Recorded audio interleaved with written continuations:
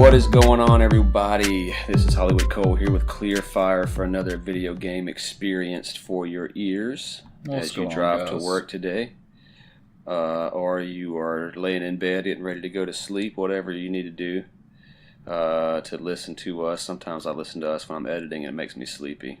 So I think sometimes it'd be a good thing to listen to when you go to sleep, right?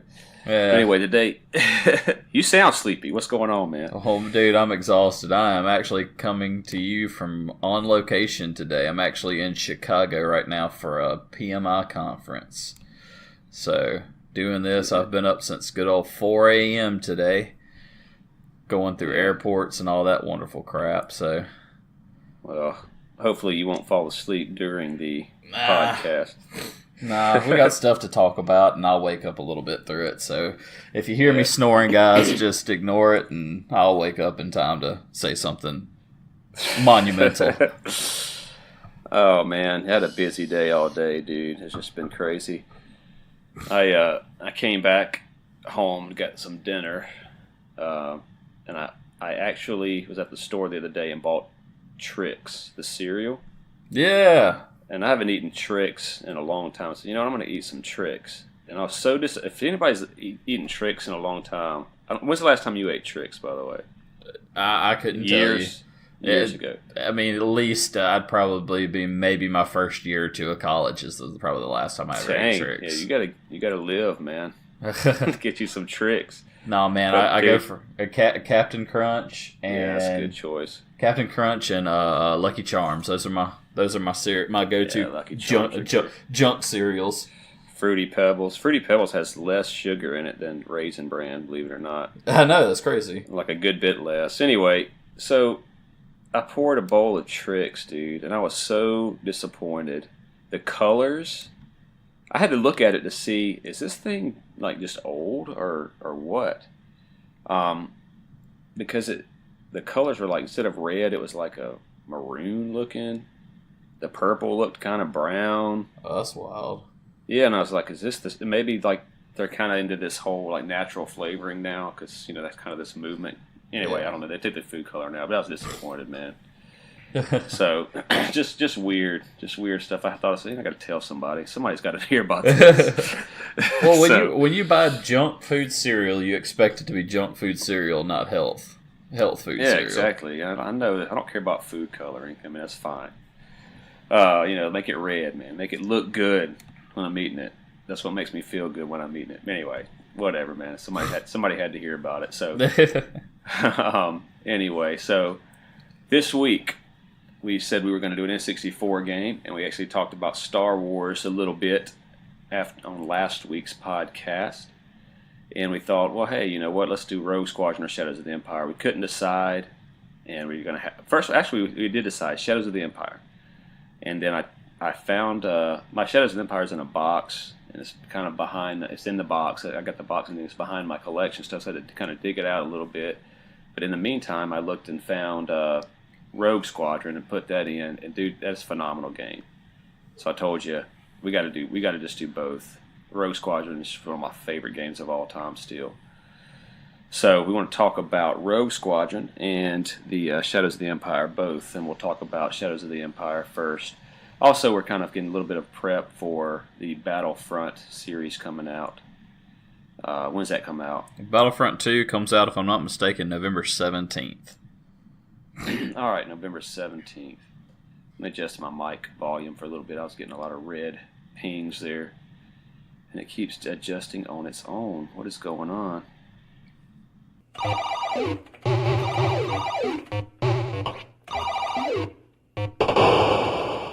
Alright, so sorry about that. Hopefully we got these audio issues worked out here. Audacity is acting a little funny. So anyway, we just wanted to cover Shadows of the Empire and Rogue Squadron for you guys in honor of the Battlefront 2 coming out. When? November 17th. November 17th. I heard a little bit of disturbing stuff about it. I have to. And it's the same stuff we talk about in all these video games when it comes to microtransactions and, you know, do I really want to get into this now? Long and short of it is you have to, in order to progress, you have to have the loot chest.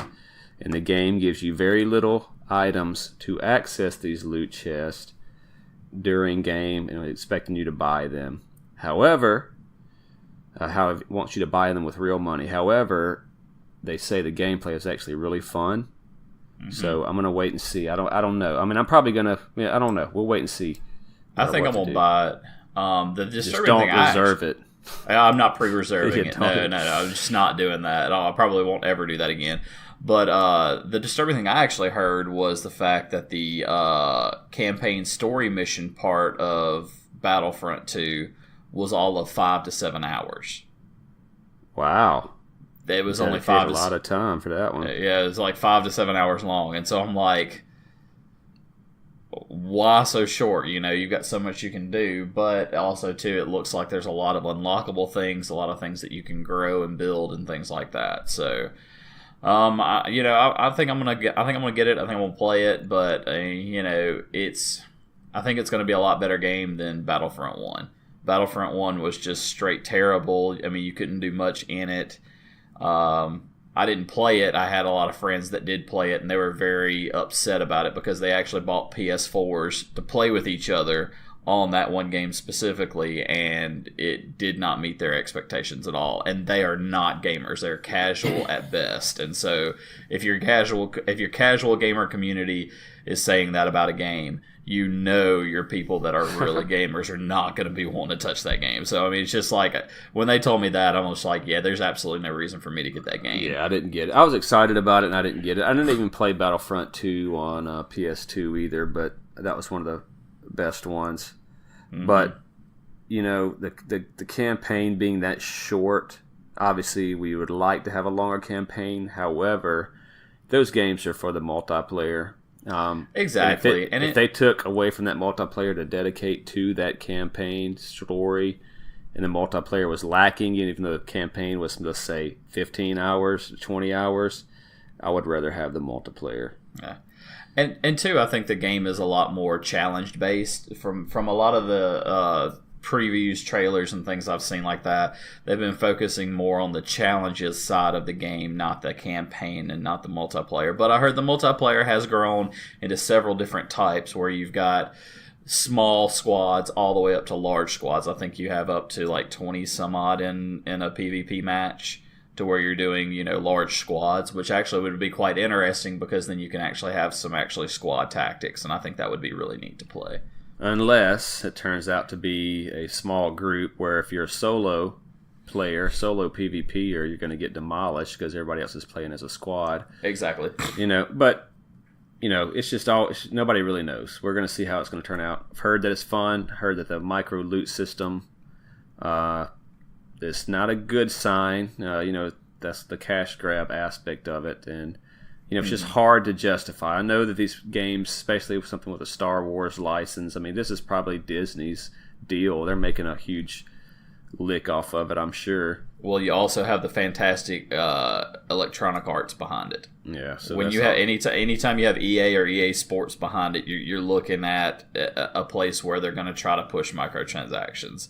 And just a little up on that, Activision, and I'm not sure if Bungie was involved with it as well, they just recently had a patent for a specific type of a system that will actually drive you to microtransactions. I won't get into that, but just guys, yet another reason. And I'll go ahead and get into it. Let me tell you what I'm looking at right now. Destiny 2 up on eBay. If you want a Destiny 2, you can get it very cheap. It comes in a bundle, though. It's got Black Ops 3 and Call of Duty Advanced Warfare. So a 3 PS4 bundle, because I'm waiting for either Battlefront or the Call of Duty to come out, and that's going to kind of be my shooter. Yeah. And particularly the Call of Duty, because those always have a lot of progression. If you really want to dig down that deep, each gun, you got to unlock skins and all that kind of stuff. It just gives you somewhat of an incentive to get a different gun. I mean, it's not, an earth-shattering game, I'm sure, but it's fun. I'm hoping Battlefront 2 will be that for me, because I can't go back to the Call of Duties. I played a few of them, and I can't get into it. It's not my cup of tea. Well, I hope Battlefront does well. I do too. I really do. We need a good Star Wars game for the modern ages. Yes. All this capabilities, horsepower in these systems now could make just an epic Star Wars game if somebody just put some time into it. Yeah. So, speaking of that, we went back to Shadows of the Empire and Rogue Squadron on N64. Back in the day when the game was released complete, there was no downloadable content. Yes. What you got was what you got. So they set them on the shelves for years as they tested them, whatever. I mean, I don't know how long they set them on the shelves. I miss those games, man. I miss the games with no downloadable content. It is what it is. You paid for it and you play it, and that's it.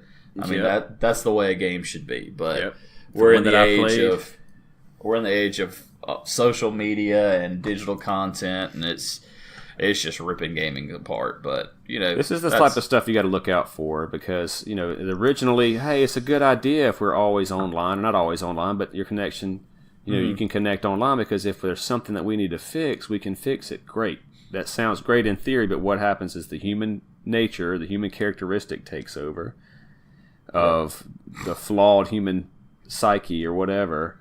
And instead of using it as enhancing a game, it used as a crutch. Oh, this game's not quite released, whatever, we'll fix it in post. Once we throw it up, we can always just download a patch for it, and that becomes the standard.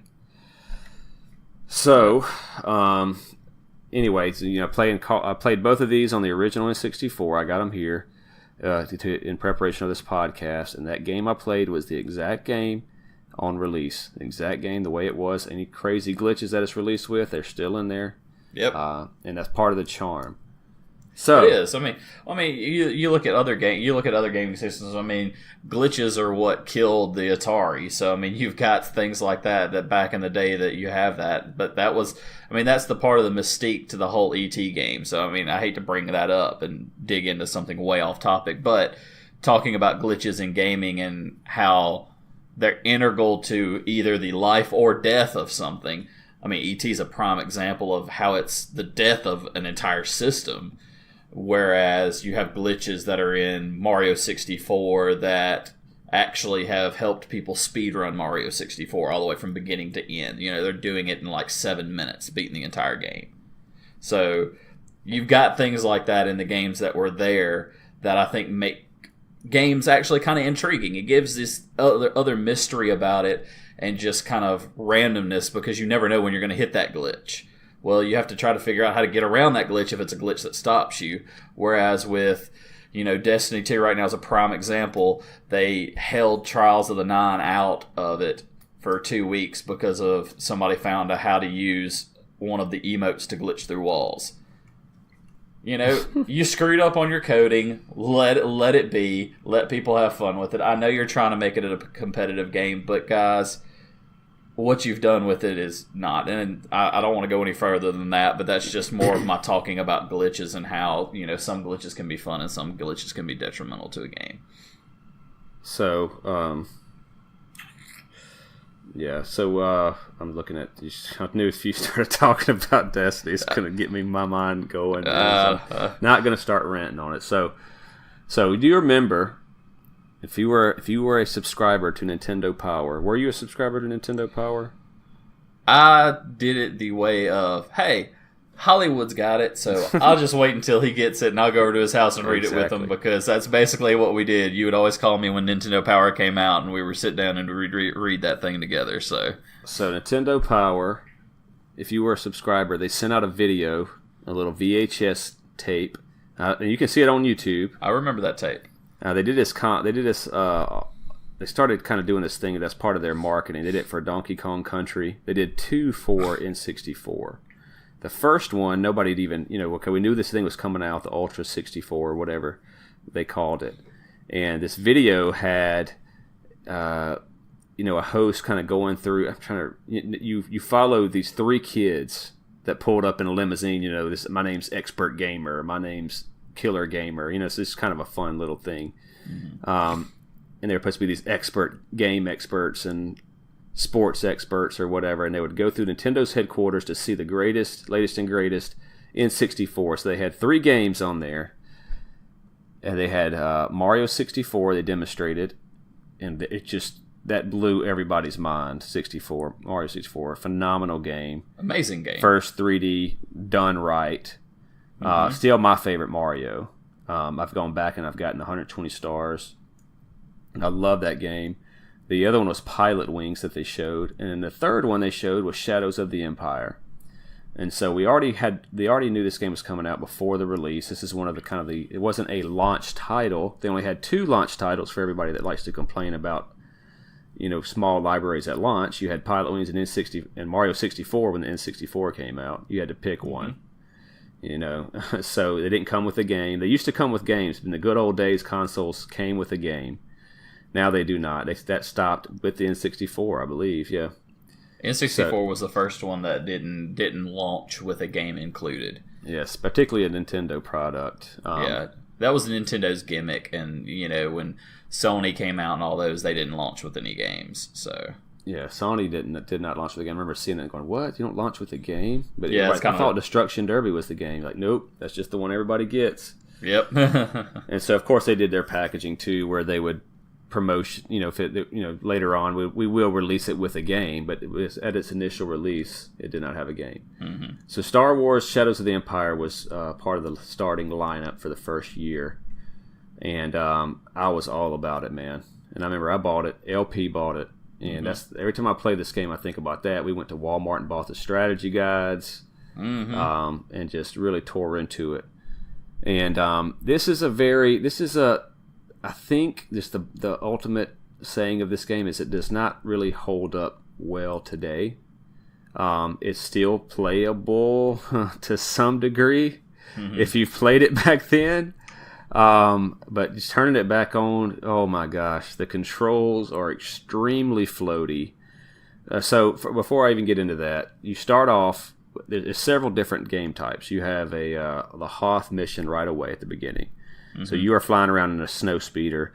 You're a bounty hunt. You're driving freight. You're not a bounty hunter, I don't believe. Your name is Dash Rendar. You are a bounty hunter. Okay, mercenary. I'm sorry, not a bounty hunter, but a mercenary. So yeah, mercenary. Exactly. Yep, I remember that you're a mercenary. Yeah. So this is part of the canon, or it was before Disney. And so this was actually part of the deal. There's a book about it and everything. But so you start off at Hoth, and let's just kind of focus on the game aspect of it. But start off on Hoth, and you're flying around, and that just, you could get in a first-person view while you're flying. You're actually flying in the snow speeder. Oh my God, I love it. You shoot AT-STs, the probe droids, and then the AT-ATs. And the AT-ATs, of course, you can shoot the little tow cable out and circle around them and drop them down. That's how you get challenge points. And this is what makes these games fun. Okay, I'll just go ahead and get on the little soapbox for a minute. Shadows of the Empire and Rogue Squadron, they have replayability because of their challenge. It's hard to even finish the game, much less go back after you've mastered it enough to finish it to get the challenge points to unlock other features of the game. Yep. And you had to, because guess what? There's no downloadable content, and nobody's going to pay $60 for a game you can finish in 5 hours. Like the Order 1886, that game, PlayStation 4. Everybody was so excited about 5 hours or something. You're done with it. What? It's like there's movies out longer than that. You can pay $12 and go watch it. But anyway, so they replayability with challenge and accomplishment and rewarding those who took the time to master the game. Okay. That being said, the Hoth stage up front, you get the challenge points for blowing up the AT-STs as you circle around them and with the tow cable. Next stage, you're on foot, and it's a story. It leads up to it. You're running around inside the Hoth base shooting stormtroopers, and this is where you really see the age of the game, because, like I said, the controls are. You jump, it takes 3 seconds to land. It's just a crazy thing. There's no crosshairs for where you're aiming your zapper or your blaster. You just see the enemy and you point in their general direction and shoot, and it's like aim assist like a mug, dude. I mean, it's just all about it. And I like the way they did the blaster. It's unique in that you can't just you don't pick up ammo or anything, but it has every time you shoot it starts off at 100, and every time you shoot it that power drains, and you got to wait for it to kind of fill back up. It's So basically like overheating. It's kind of a neat theory on how they did that, because you shoot it too fast and you're out of ammo. You have to wait for it to you cool don't down, ever have to basically. wait. You never have to wait. It'll just shoot. You can shoot as much as you want, but it will just be like the power of it will be like a 1 or a 2 or a 3.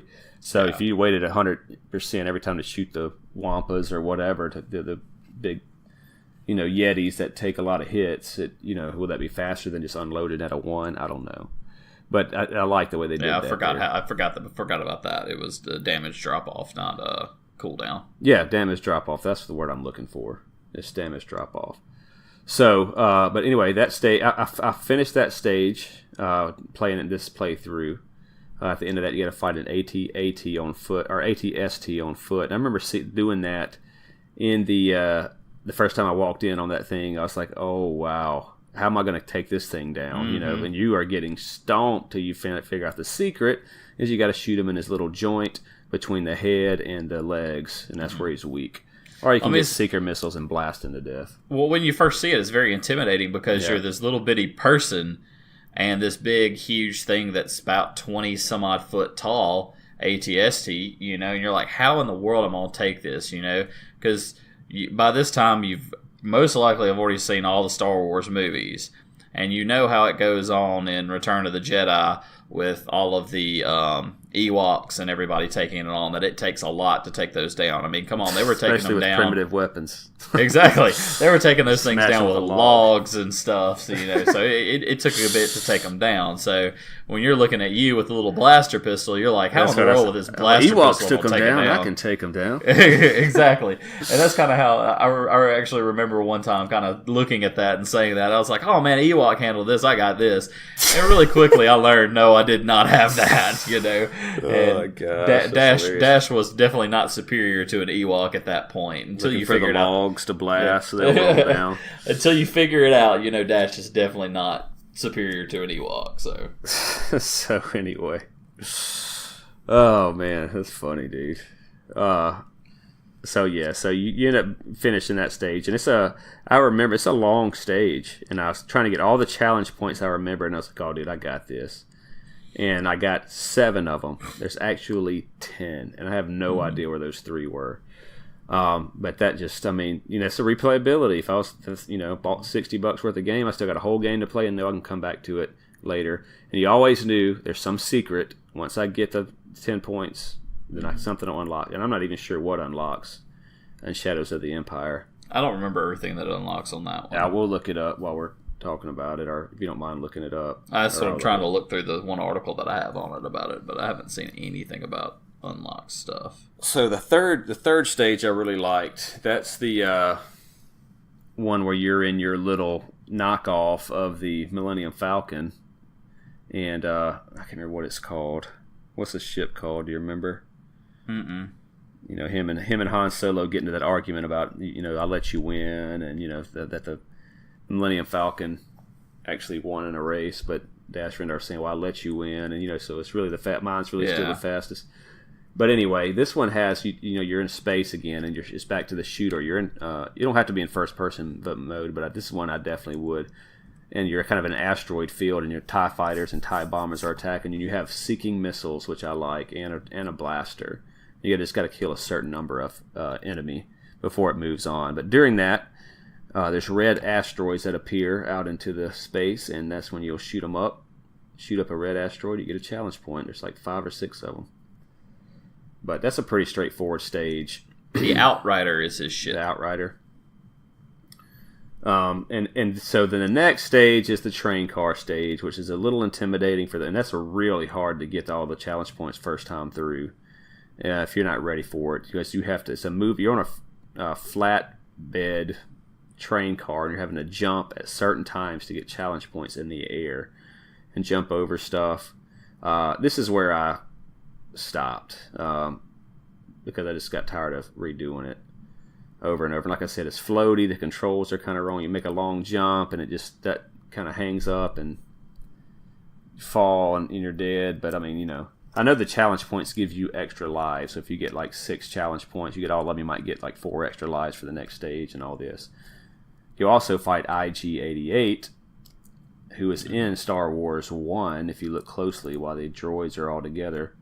At the very beginning, when C-3PO and R2-D2 get rolled up by the little guys that sell the droids to Luke and his uncle, which you can see him in there. But he was very difficult, and a lot of this difficulty in this game is the controls. I mean, it really is. And IG-88, I mean, I can't explain it to this day, but you'll go in there and try to fight him, and it's kind of hard to see because of the graphics. And if he starts tearing into you, you're dead in a matter of seconds. Mm-hmm.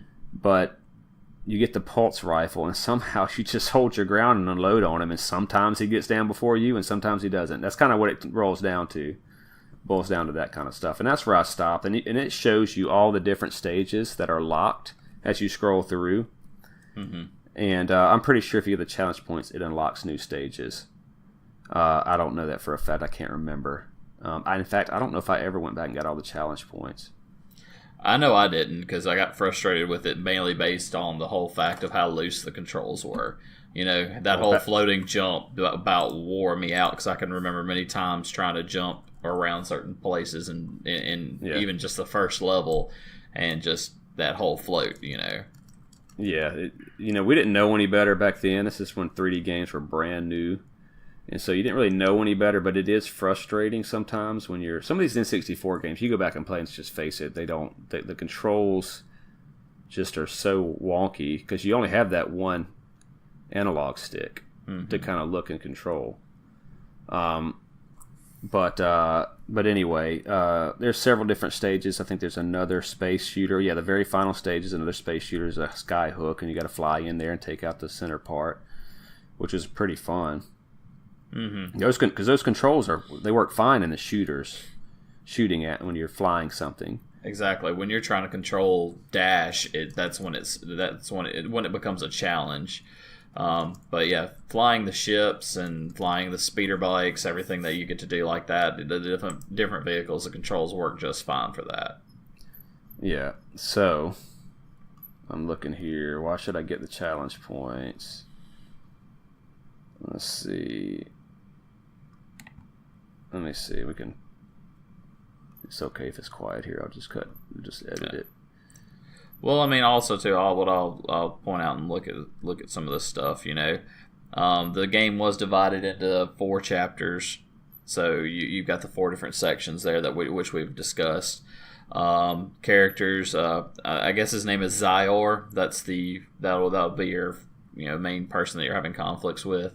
And 2, this game takes place during the time frame of Star Wars between Empire Strikes Back and Return of the Jedi. So you're having everything fall in between that time frame.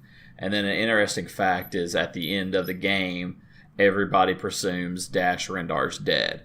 Well, if you play it on easy mode, that's how it looks. It looks like Dash is dead. If you play it either normal or hard, it actually gives you an alternate ending that plays out like Dash isn't dead. And let me see if I can find his little quote that he says.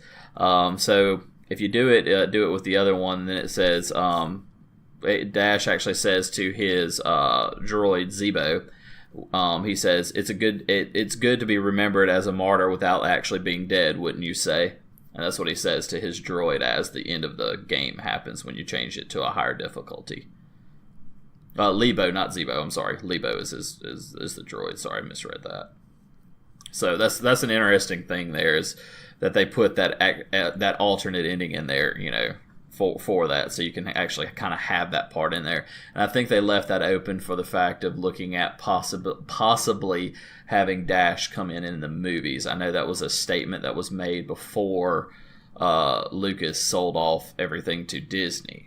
Now, since Disney's gotten a hold of it, that's been scrapped, but there's also been rumors of coming back to some of that stuff like that, and they're actually, in their movies and in their TV stuff, they're actually bringing some of that back into play. So they're basically picking and choosing from the old canon. Anything outside of the movies is considered the legacy, and they're picking and choosing and bringing stuff back in from the books. You'll probably even see some of the book stuff play out in The Last Jedi that comes out here December. I forget the date of what day that movie releases, but you're going to actually see parts of that play out. So Yeah. So what happens when you get all the challenge points? It depends on if you play it on easy, medium, hard, or Jedi.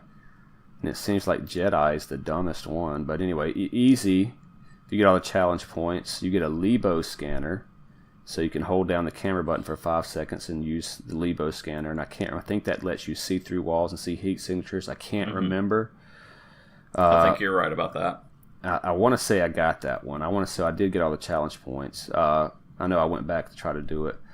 Medium, this is really cool. This should be the hard one. But anyway, they let everybody kind of get access to this. During the sky, if you get them all on medium, during the sky hook battle, which is the final space battle I was talking about, where you got to fly, kill all these bad guys, shoot some turrets, and then fly inside the sky hook.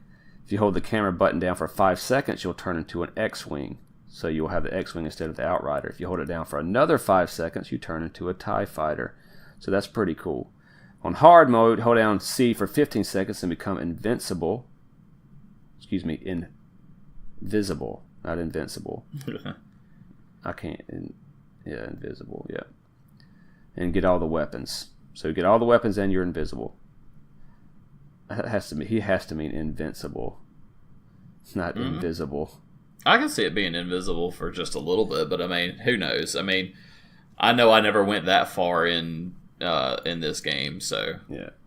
And then if you go through all the rigors and torture of playing and getting all the challenge points on Jedi, guess what you get? An Ewok. The Wampas won't hurt you. Great. The Wampas won't hurt you? That's the pointless. Wampas, they run around, they move real slow, but they're real strong and take forever to kill you. Great. That's why you don't have to worry about them. Why would I? Oh, whatever. That's ridiculous. I feel sorry for whoever found that out. Yeah, is that what we get? It's like, that's silly. That's crazy. Anyway, so that's an interesting game. They have a couple of speeder bike levels that were a lot of fun. Mm-hmm. It's just a big race.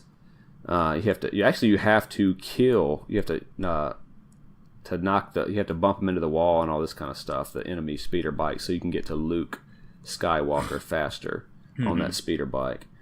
And Jonathan, the other Jonathan that lived in our neighborhood, would always come over, and we turn on Shadows of the Empire. He'd go right to that level and turn it on.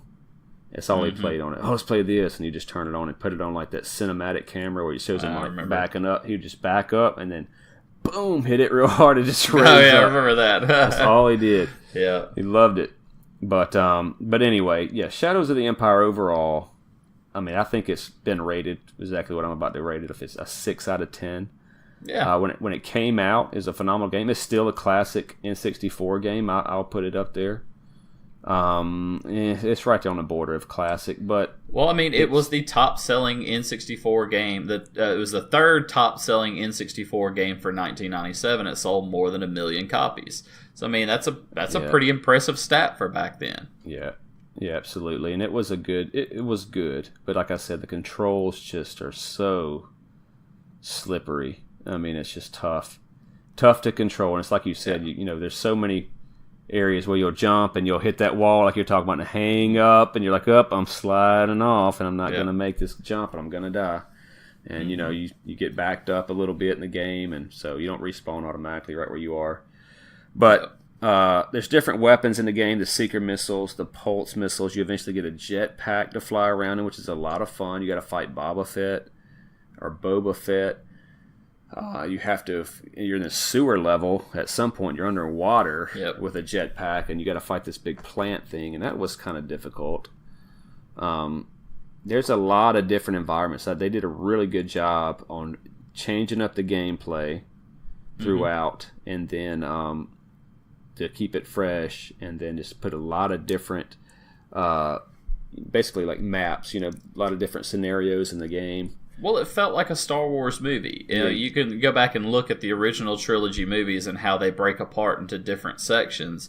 The game followed that same format and broke apart into different sections. So you had the nostalgia of playing something that was like the movies, and you had something that added to the movies, not just a rehash of the movies. So that was it was a really good thing for that. And I think that's what overall makes the game a good game is the fact that you get that extra story to something that you didn't already have. Because I mean, from the 3 movies, if you're not reading the books, then you don't have what happens in between New Hope and Empire Strikes Back, and you don't have what happens in between Empire Strikes Back and Return of the Jedi. But now you have this video game here that kind of fills that gap there.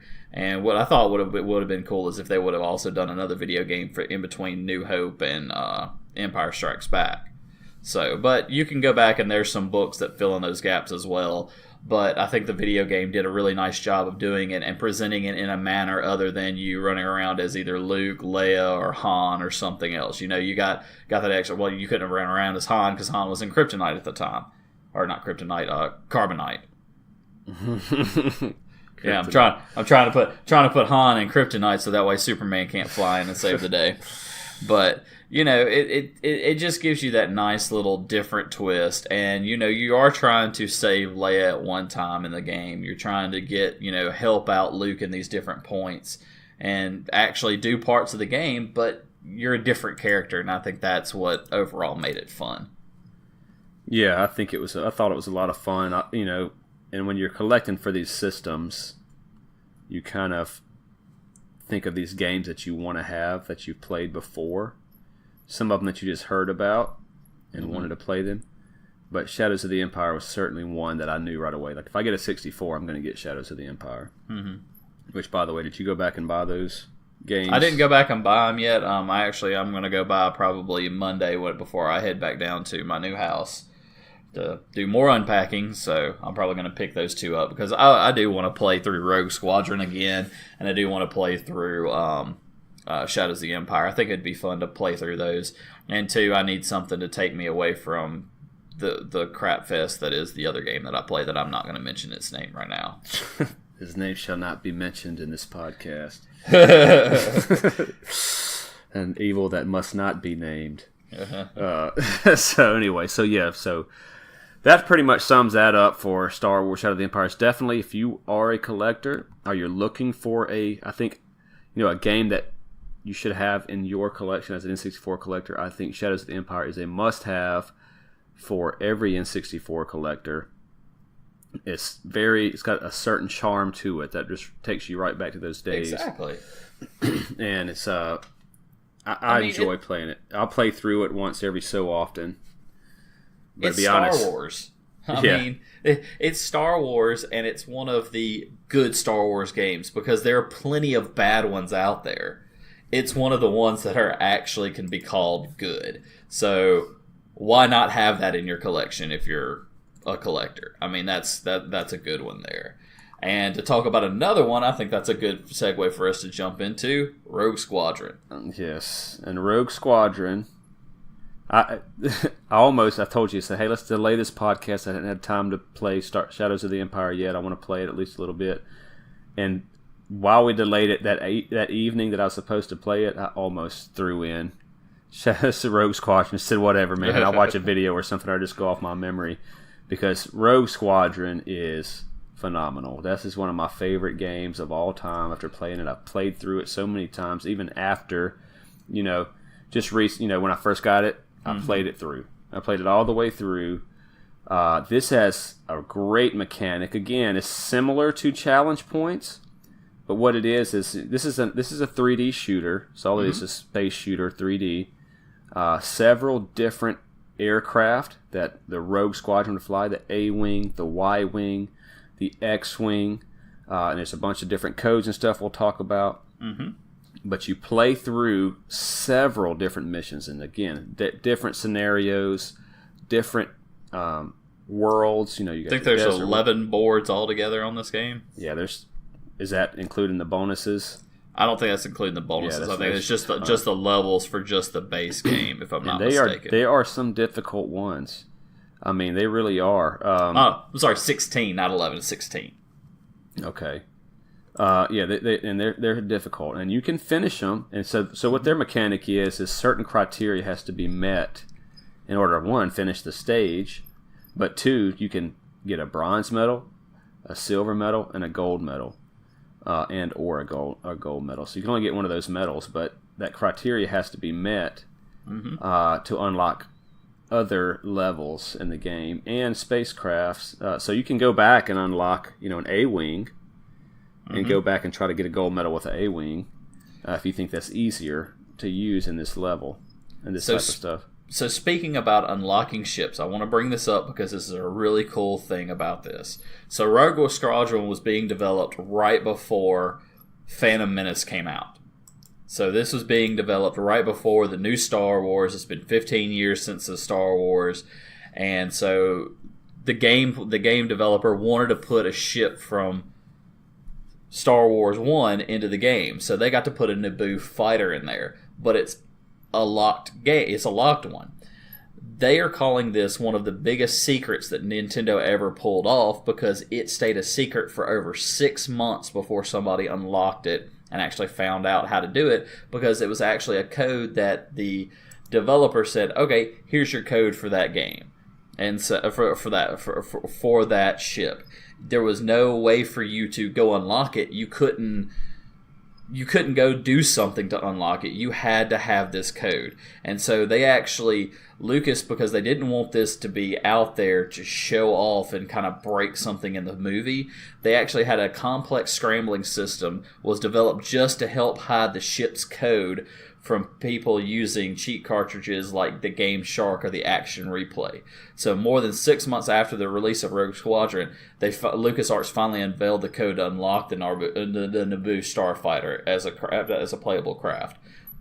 But the code, that code has been named Nintendo 64's most well-hidden code because of the length of time before its discoveries. So that's a direct quote from this article that I'm reading, but I do remember that Naboo Starfighter getting released. I remember seeing a commercial about it, and I remember them putting it all out, because I remember in one of Hollywood's Nintendo Powers he got, it actually talked about that, 6-7 months after the game was released, and that was just a big deal, because it's like, oh, the movie's out, and now you can play as a Naboo Starfighter in Rogue Squadron, and that was to me, that's kind of like the first ever DLC, but not really DLC because it's already there. You just had to have a code to get it, and there was no other way to unlock it other than that code. So it was just that's a really neat kind of add-in to make this game even just that to me that much more exciting.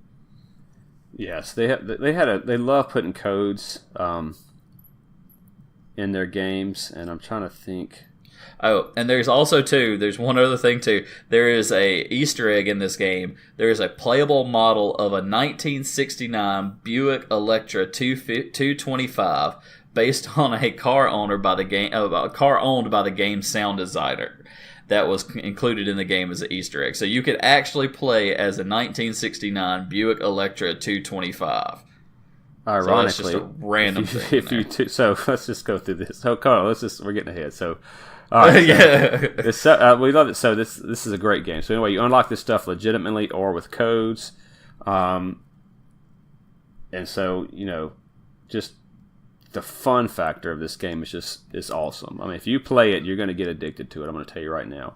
It was so much fun. And so you go back and play and the graphics might take a little bit of getting used to for a lot of new gamers that don't play anything other than the PlayStation 4. And it can be a little rough. I mean, the little stormtroopers running on the ground, it looks like little flashy white blocks, basically.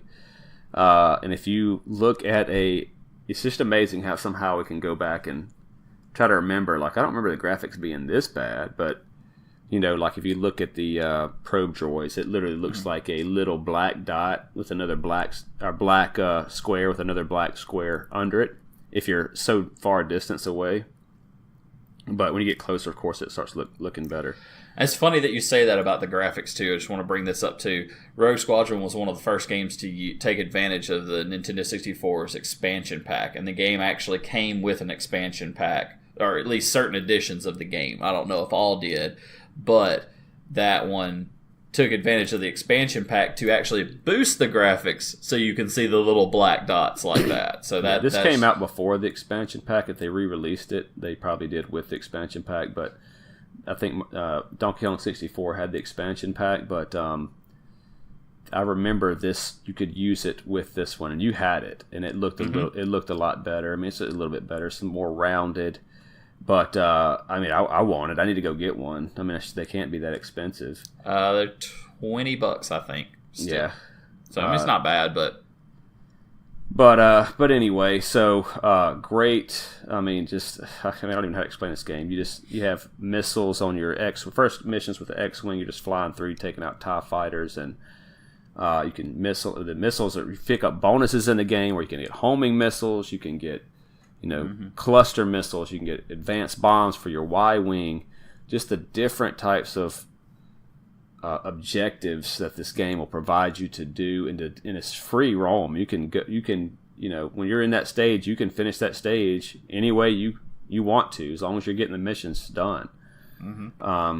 And so it's such a good game. The replayability is phenomenal. The controls are great. So it's just music's good. I mean, you can hear the cartridge sound of music versus a CD now, since we've been playing these other games now. But back then it sounded awesome, and it still is very, very passable. Still very good. So anyway, this kind of game. This kind of give you an idea of the kind of game it is. So the codes. There's a code screen before you even start playing, if you want to put this in there. So how you can activate Concert Hall in the showroom. So it's just music. The code is Maestro. Unlock all the levels, including the bonus one, is Dead Dak. I mean, gives you all the available power-ups in the game. Is Tough Guy. So, I mean, like, let's see. You can change the face of Luke at the title screen. You must wait for the demo to play and return to the title screen before the code takes effect. So, Wadzi, Chippy, Fly Dodge, Itch-held. I mean, these are weird. Psylocke, different faces. Rubdy Booty. Rubdy Booby is what it. Rubdy Bubby. Something. So stuff like there's just so many of those that just change. I'm not going to read all of them. There's like 10 of them that just change Luke Skywalker's face. Oh my gosh. So you can type in chicken, where you can play as an ATST, the bonus Walker game. I remember chicken. I remember that one. And to fly the Millennium Falcon. I remember this one before without even having to look it up. To fly the Millennium Falcon, the code is Farm Boy. Tied Up. So this code must work in conjunction with Farm Boy passcode. Doing this will allow you to unlock the TIE Interceptor by pressing up on the control stick while the Millennium Falcon is currently displayed. So what it would do, and you can see the Millennium Falcon, I believe, when you're scrolling through ships to try to pick one to do. Yeah, you can see it in the distance. Yeah, and so and it would pop up. Once you put that code in there, it would stop on it, and if you pressed up, it could turn into a TIE fighter or whatever. Let's see. I Give Up grants you unlimited lives. The Koelsch, Koelsch turns the V-wing into a Buick, like you said. Yeah, the Buick. It's so random. However, if you pause the game while you're playing as a Buick, it locks up. It freezes. Yep. So that's what you get. We have this beautiful Buick up here, and you got to walk away, we're going to make you pay for it. Don't you dare pause the game. So anyway, it's just stuff like that. I think it's just a fun game. It's just kind of, again, it just focuses on fun factor. They're not trying to make a statement with, our deep, enriched graphics and this, I don't know, environment. They're doing the best they can with that, but it's just fun factor. And I always talk about that with Nintendo, SNES, N64, even the Wii U. With you got Mario. Fun factor with them. Yeah, agree. I have to agree with you 100% on that. Nintendo knew how to have the fun factor. And I still think that they still have a good hold on fun factor. I know they fell with GameCube a little bit, and then you had the Wii come out, and it had the fun factor in it. And then you had the Wii U, which was, not as revolutionary as the Wii, but, they were able to keep fun factor. Mario games, no matter which one it is, still has that whole fun factor about it, and Rogue Squadron's another good example of a fun factor game. Yeah, just look at Splatoon. brand new IP with a Wii U, a shooter with paint, and you got to paint the floors and all this, and you can shoot the other little squids, what they call them. It's fun, man. It's a lot of fun. You get on there, try to do 1 or 2 games, and it's just so addicting. And then while you're waiting for a game, there's a mini game on your iPad with a little squid jumping. Just something they threw together that's so much fun. It's just fun to play. It's addicting. But anyway, so this is in the gold. It's not golden years, but it was still, we all thought it would be because the Super Nintendo was so popular. And then the N64 comes out, cool, where everybody's about it. They still had third-party support. And until they found out PlayStation was there and it was easy to develop for CDs and all, blah, blah, blah. But, so we still had a lot of games coming out that was promised in N64, so we have a lot of classics on that. So, several different maps back on Rogue Squadron. I mean, I won't even get into all of these. If you have an N64, you have to own this game. You are missing out on a huge piece of just the N64's. You're not getting the full fun of the N64 if you don't have Rogue Squadron.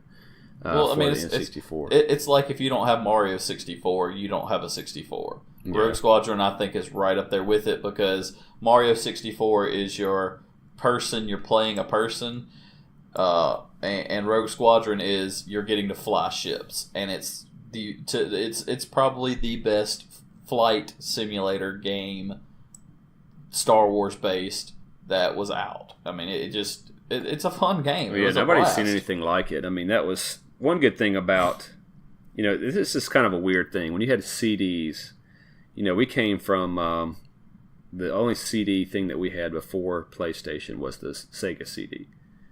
So there's, we had a 3DO, but before all that, it has load times. Mm-hmm. It's reading the CD. And I wasn't a tech guy, but I knew that carts are faster. You can read data from a cart faster than a CD. So I'm thinking, controls will be better. Controls will be more fluid on a cartridge versus a CD. And that's just me thinking that, growing up. And so when you have a fighter, fast twitch game like this, I thought certainly it's going to run better on a cart than on a CD. CD's going to, it's not going to register right away. How can that be possible? Because it has to read all the data after I push it to do something. I don't know what I was thinking, but nobody knew. Nobody knew as just an average consumer on video games. It's been on carts for over a decade. So of course we're going to think carts are better. So anyway, I just felt like that helped it run smoother or whatever the case. Probably didn't, but as a kid, I certainly thought it did. And this was a little bit later. When did this come out? This came out a little bit later. Was it 98, 99? Let me see. I'm going to look back up here. December 98. Hey, your mic got super loud for some reason. Okay. I don't know if it's recording that loud, but... Yeah. Yeah, it's like really loud. Oh, sorry. So far, it looks like nothing's jumping to the red for me. All right, it may have just started picking up. But anyway, it's all good. So when did it come out, 98? December 98. So you're looking at December 98, and it goes through, of course, 99 and all that. It was... it had general great reviews. The game sales exceeded expectations. By August of 99, more than 1 million copies had sold worldwide. Spawned 2 sequels developed and released for GameCube: Star Wars Rogue Squadron 2, Rogue Leader, Star Wars Rogue Squadron 3, Rebel Strike, as well as Star Wars Episode 1 Battle for Naboo, a spiritual successor release for Windows and N64. So basically, Battle Naboo was basically kind of its next step on the 64 because it was at the time of Phantom Menace. Yeah. So I'm going to go back and play that one. I have not ever played that one, and if it is a true spiritual successor, it should be a lot of fun. It should be, and I hope it is, and I think I might have to do that as well because I think I actually saw it at the place that I was going to pick up the other 2 games. So. I see the card in my head right now. I know exactly what it looks like. Mm-hmm. I always thought it was like a pod racer. Didn't you? Had the pod racer one. I had the pod racer. Boy, that's a terrible game. Yeah. Don't if you're looking at Star Wars games and you see pod racer, walk away from it quickly. It's a terrible game. It was poorly designed. Pod racing in itself was just terrible. I mean, yeah, it's playable. You can play it and you can have like this much fun, but you're not going to have a lot of fun with it, and you're not going to want to go back and play it again. I certainly do not want to go back and play it again, because I remember how much of a challenge it was. I mean, it was fun to race because I could race with Hollywood, I could race with a couple people, but dude, those just, depending on what pod you got, it was depending on how well you could do, and it was just, it was a tough game. There were shortcuts in the track just like any other racing game. I mean, it was flat out, it was a racing game. It was pod racing, and that was it. There was no extra to it other than that. I mean, yeah, I think you could get like power-ups for your pods and stuff, but yeah, stay far away from Pod Racer. Yep, I'm looking at pictures of it now. I remember that game. It was a pain. So, but anyway, yeah, Rogue Squadron. I'll give that one. I'll give that one at least a 9 out of 10. Man, it's not a perfect game. By far, it's not. Fun factor though, man. That's just 10 out of 10, dude. I was going to say, fun factor is what drives this game, because exactly. You can go back and play it, and going back to play it, you get to unlock stuff, and you actually get to unlock stuff, and you know that you're going to, because you have that medal system of bronze, silver, and gold. You know if you get your bronze, silver, and golds on all the stages, you're going to get something. You just know it because that's how games were. And then, too, we didn't speak about the levels, but you've got levels that you can unlock: Beggar's Canyon, the Death Star Trench Run, and the Battle of Hoth levels. So if you basically obtain all the bronze, silver, and gold medals on each level, through all 16 levels, you get these 3 extra levels. And I remember playing the Death Star Trench Run level so much. That was so fun. It wasn't the exact same trench run, but it was a very close to what the trench run was from A New Hope. So you had that nostalgia, that fun going through a trench trying to kill the Death Star. That was a lot of fun. I don't remember the Beggar's Canyon one that much. Yeah, I remember that one well. You got this little weird ship. It's like the little wings that come down at the top, and he just has to set up one little blaster, and you got a race wedge or. Yeah, that's right. It was the wedge race or race, and then of course you get to do the Battle of Hoth level, where you get to fight against the Imperial troops and put down AT-ATs and all that stuff. So you can unlock that and have that. So yeah. So anyway, yeah, that's pretty much the N64 games that we for the Star Wars part. And I enjoyed it. I enjoyed playing. I'm looking at it right now. I enjoyed playing that Rogue Squadron. I'm going to keep it in there and play that just for fun, even though we're not doing a review on it. I'll probably put Shadows of the Empire back in the box, back on the shelf, but still holds a special place with me just for the memories there and nostalgia.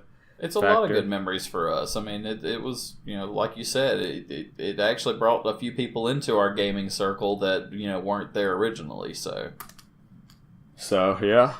I'm going to let's go ahead and do the Contra next. All right, we'll roll on Contra. Yeah, Contra is another classic for N64 or N64. That'd be awesome. They need that wouldn't be awesome. That'd probably be terrible actually. It would be so terrible. But classic shooters, shmup. So anyway, we'll do Contra on NES next. And so that'll bring a lot of new listeners probably if we put that on Facebook, because everybody has a good memory of Contra. And I remember that game used to be like $10, and I passed it up now that you can't even get that game for less than $50 now on eBay.